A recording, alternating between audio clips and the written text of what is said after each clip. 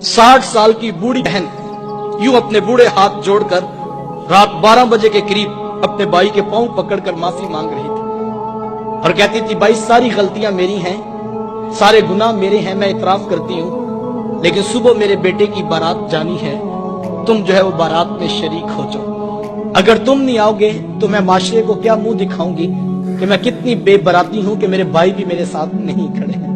वो बूढ़े हाथ जोड़ जोड़कर यूं माफिया मांगती थी और भाई बड़क मार के कहता कि मेरी बहनें मर गई हैं, मुझे किसी बहन की कोई जरूरत नहीं है। उसके जवान भाई साथ बेटे पास खड़े हैं और वो कहते, माँ कोई आता है तो ठीक है, कोई नहीं आता तो कोई परवाह नहीं, हमें कोई फर्क नहीं पड़ता, हमारी बारात सुबह धूमधाम से जाएगी। लेकिन वो कहती, बेटा तुम चुप रहो, ये मेरा और मेरे वीर का मामला है, मैंने भाई राजी करके जाना है, मैंने भाई राजी करके जाना है। उसने आखिरी हरबा सोच रखा था, जब नहीं ना मानेगा तो फिर मैं अपने सर की चादर उतार के उसके पांव पे डालूंगी, फिर तो उसका कलेजा पिघल जाएगा।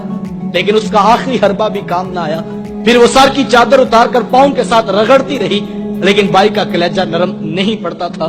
फिर कितने बोझल कदमों से उसने भाई की दहलीज को छोड़ा, ये वो बहन ही जानती होगी। आज हम खुशियों में शरीक होने के भी रवादार नहीं रहे। मैंने कुल चेहलम की रोटी पर जो है वो भाइयों को लड़ते देखा है।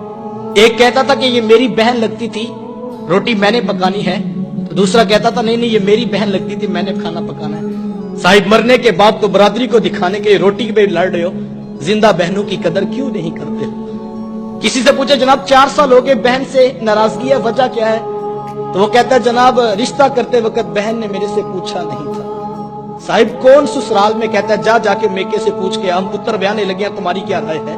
कौन ये बताता है, कौन ये इख्तियार देता है? ये बहनें होती हैं जो ससुराल की गालियां भी सुनती हैं और भाइयों को बताती हैं हम बड़ी सौखी हैं अपने घर में, तुम अपना इत्तेहाद कायम रखो, तुम आपस में बस माँ का घर बाप की चौखट आबाद रहनी चाहिए। लेकिन भाई इतना कुछ करने का भी रवेदार नहीं रहे हैं। बहनों को इज्जत मेरे हुजूर ने दी है। जब बेटी ज़बा की जा रही थी, बहनें जिंदा दरगोर की जा रही थी, माँ को मंडियों में बेचा जा रहा था, उस दौर में बीवी की क्या हैसियत होगी?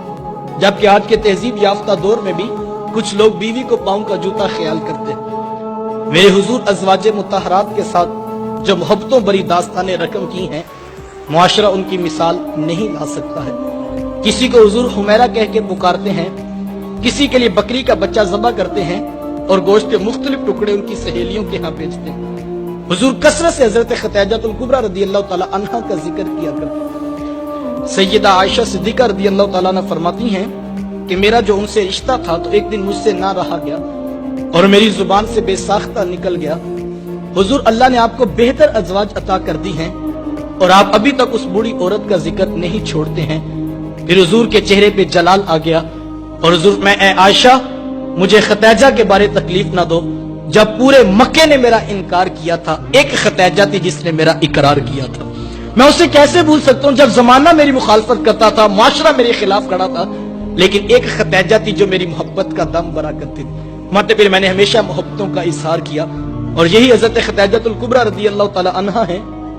जब उनका वक्त आखिर करीब आया तो सैयदा फातिमा तो ज़हरा रदियल्लाहु ताला अन्हा को भेजा और कहा, बेटा जाओ जाके हुजूर से चादर रहमत मांग लो। सैयदा हाजिर खिदमत हुई और आकर अर्ज की कि मेरी वालिदा चादर मांग रही है। हुजूर ने चादर भी उतार कर पेश कर दी और साथ फरमाया, बेटा के माँ से पूछो ये चादर क्या करनी है। ये कहते कहते हुजूर भी साथ तशरीफ ले आए और हुजूर, मैं खतीजा तूने चादर क्या करनी है?